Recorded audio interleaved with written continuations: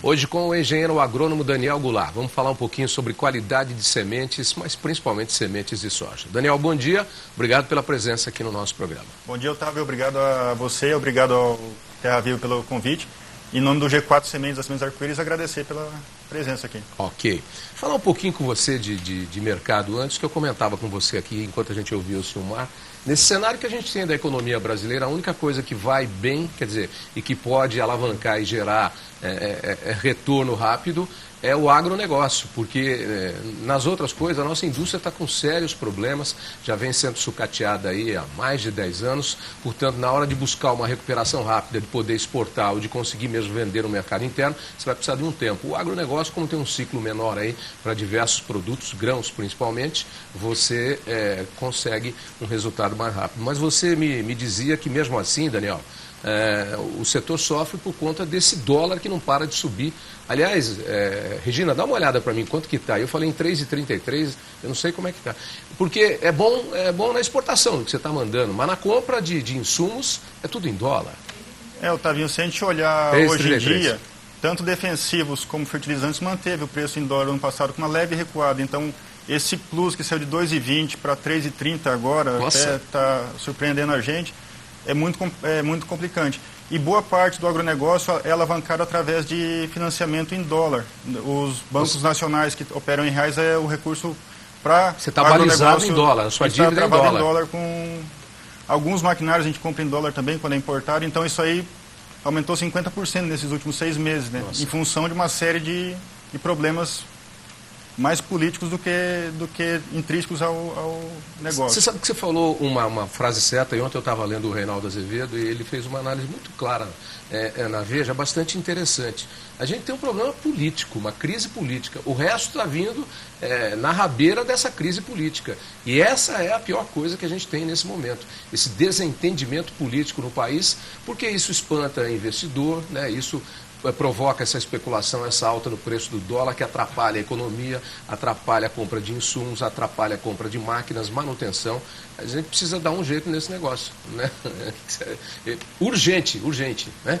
De forma geral, todo mundo recua o investimento. Então começa a tirar o dinheiro do mercado, tudo trava a situação com toda a economia, né? Uhum. E a gente é muito sensível também a questões internacionais. Um problema da Grécia que não era para ser tão pesado para nós, dá piques aí de 2%, 3% num dia, num câmbio. Mas bate e vem na hora que a gente já está complicado, né? Aí vem junto, né? Vem junto. Bom, vamos falar do nosso assunto aqui, que é a qualidade de semente.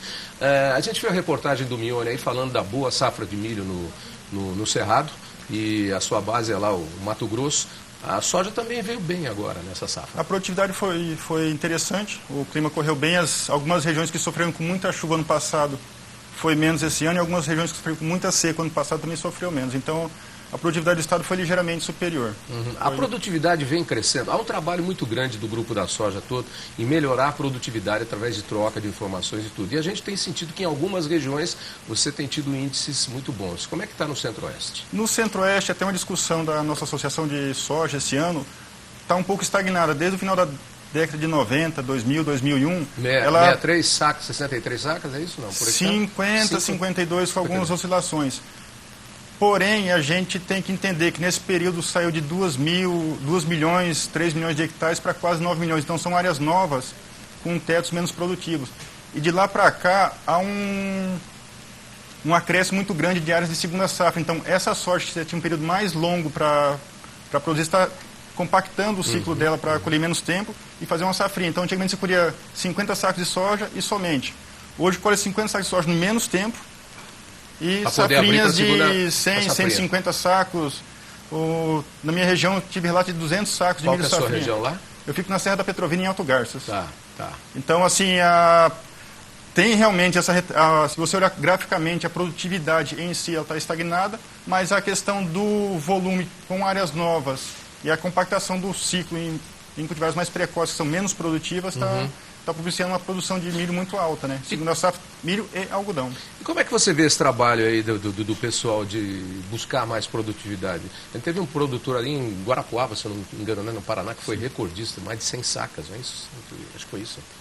É uma briga, assim, mais técnica do que comercial. O que influi nisso? Se eu soubesse essa resposta, eu estava rico. Essa Mas, é de assim, $1 milhão. A gente vê que são questões ambientais, muito mais do que o pessoal muito trabalha em questão química, fertilidade. O pessoal fala, eu quero produzir mais, eu vou alimentar mais a planta. Mas muitas vezes está em ambiente, então radiação, água, no momento Solo, certo, chuvas. etc. E questão genética. Aí entra um processo muito interessante que a genética hoje, através da pesquisa, ela conseguiu sair desses 50 sacos para muito mais, assim, 60, 65 sacos com cultivares de ciclo mais precoce. Então, foi um trabalho muito pesado da pesquisa de todas as empresas envolvidas nesse sentido. Buscar novas variedades, Buscar mais novas precoces variedades, e com mais maior precoces. produtividade. Entra tecnologias de resistência a nematóide, resistência a herbicidas, tolerância à lagarta, nesse sentido aí que também ajuda muito o manejo, né? E onde entra a qualidade da semente nesse cenário todo que a gente está descrevendo? Quando você pensa em produtividades mais altas, a chave está na estabilização da lavoura, o plantio na população inicial. Então, a semente de alta qualidade é fundamental nesse processo. Sem isso, a gente não consegue chegar. O que é uma semente de alta qualidade? Que ela consiga, assim, mesmo em um ambiente adverso, germinar e emergir, né? Tecnicamente falando, como diz o gauchão lá no Mato Grosso, ela tem que nascer do chão. E o gauchão, o Silmar já levantou a cabeça. Lá, ei, mas gaúcho não aguenta o chamado, e já vem logo pro... E estabelecer uma população o mais próximo do ideal para aquela cultivar naquela plantio, naquela situação. Então, se você tem uma semente de baixa qualidade, o primeiro problema é achar a população adequada. Quantas sementes eu coloco por hectare ou por metro linear para ter a população ideal daquela cultivar? Tá. E nesse sentido, uma semente de alta qualidade fisiológica, ela vai atingir isso aí com mais perfeição, né? Se você quer uma população de 300 mil plantas, com 320, 330 mil sementes, você consegue isso. Em algumas situações, semente de qualidade pior, você tem que jogar 20, 30, 40, 50% a mais. Já começa a encarecer a lavoura. Né? E em outros pontos também tem a parte que não é referente à semente, que é a qualidade do plantio, isso é um negócio muito importante. E a questão ambiental no momento, o pessoal, como ele quer muito a segunda safra, força-se muito o plantio em épocas não tão favoráveis à emergência da planta, né? Então, dá uma forçadinha na semente ali. Como é que se produz uma semente de boa qualidade? Como é que se tem a garantia de que ela vai ter uma boa germinação? Partindo do princípio que a semente é um ser vivo, é o nosso grande desafio, assim, saber como que ela vai estar na hora que o agricultor semeou ela e vai se desempenhar. Pensando hoje, num momento de colheita, em março, abril, como que ela vai estar em setembro, outubro, novembro, que ela vai plantar.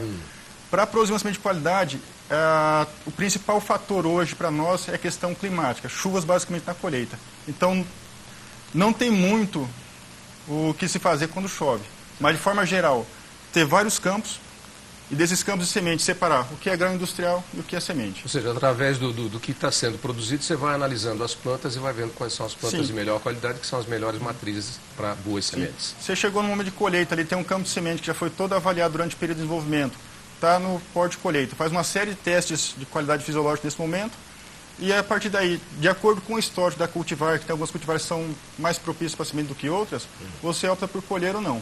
Mas a certeza mesmo da qualidade final fica um pouco flutuante em função de alguns fatores que são intrínsecos da semente de qualidade. Entre eles, umidade no ensaque e temperatura durante o armazenamento. Tá.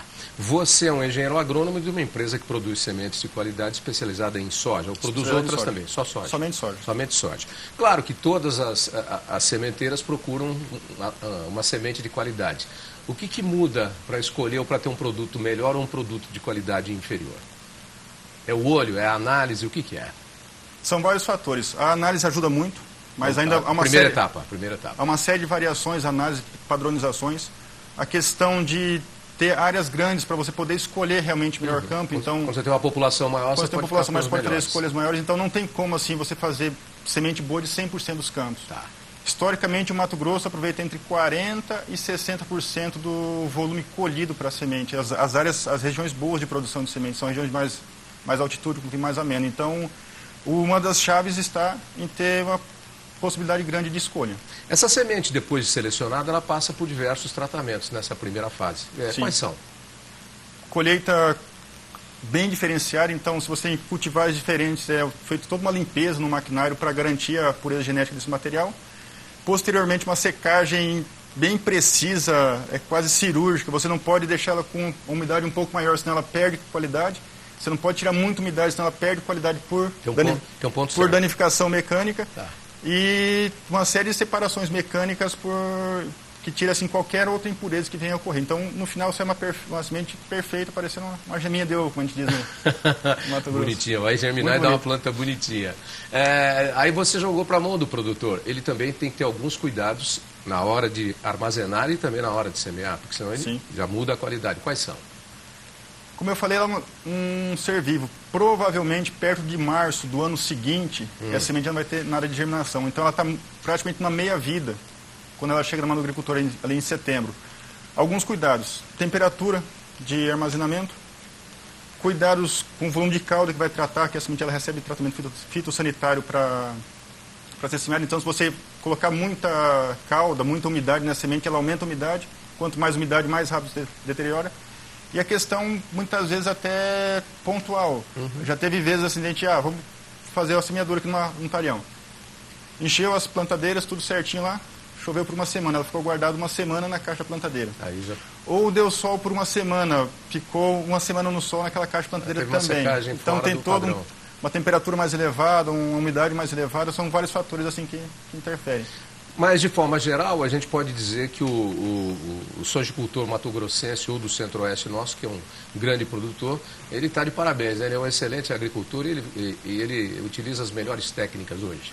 São muito tecnificados. É só olhar o resultado que a gente tem, né? São muito tecnificados, são muito conhecedores, são grandes áreas, grandes fazendas, que está cada dia mais forte a pressão e, como eu falei, tempos atrás, colhia-se 40 sacos de soja somente, hoje chega perto aí de 15, 18 mil quilos entre soja, milho, algodão, algo nesse sentido. Tem algumas situações que você consegue fazer soja, milho com braquiária e boi lá em julho, quando você colhe. Então, você faz 3 safras. Então, é um processo muito tecnificado, com rentabilidade, né? E cada vez mais tecnificado, né? Mais tecnificado. Equipamentos de última geração, tanto de plantio como de colheita, de pulverização. Somos muito rigorosos, e a própria legislação cobra bastante isso aí da gente, questão fitossanitária e ambiental. Então, o que se recolhe hoje de embalagem defensiva é praticamente 100% do que chega no campo. A gente sempre está frisando isso. A questão de qualidade de aplicação, toda a aplicação é feita com qualidade, com o pessoal treinado, com produtos registrados e cada vez menos tóxicos, né? Até a gente sofre um pouquinho que muitos produtos saem do mercado, a gente acaba tendo disponibilidade de produtos menos tóxicos. Ficando sem uma ferramenta, né, de controle de algumas coisas. Algumas pragas estão complicadas, principalmente percevejo. Hoje é um problema mais sério, que as principais moléculas do passado já estão fora da linha de trabalho, né? E algumas estão na mira do Ministério para sair de linha. Vamos ver como é que fica essa questão da regulamentação, não é verdade? Sim. E há pedidos para novas moléculas também, que não são aprovados, né? Sim. O ano passado, o ano retrasado, a gente sofreu bastante. Algumas moléculas, principalmente da linha de fungicida, estavam no forno lá e o Ministério... Não liberou. Não acho que a nível de Ministério, mas alguns órgãos de saúde, de fitossanitários ficaram... Anvisa, por exemplo. Né? Anvisa, ficaram, assim, pediram mais protocolos para liberar. É fundamental esses protocolos para garantir a segurança do processo, mas a gente sente que é moroso o processo dentro do país. A gente sempre fala isso aqui, poderia ser mais rápido mesmo e às vezes trava por umas coisas que a gente vê que é muito mais política do que, na verdade, científica. Para a gente finalizar, como é que está o planejamento aí para a safra 2015-16? Como é que está o sojicultor mato-grossense? Ansioso com relação a custo. As compras estão bem atrasadas. Por conta dessa situação econômica que a gente vive desse dólar. As compras são basicamente dolarizadas, então o câmbio alto é ruim, mas o câmbio oscilante é muito pior. Mas com uma expectativa muito grande de equilibrar custo, manter produtividade e alternar esses sistemas com segunda safra para manter um padrão de rentabilidade. Ok, Daniel, agradeço sua presença, que bom retorno lá ao nosso querido Mato Grosso. E deixa seus contatos aí de internet, telefone, quais são de vocês? Agradeço você, Tavinho, agradeço ao Terra Viva pelo contato.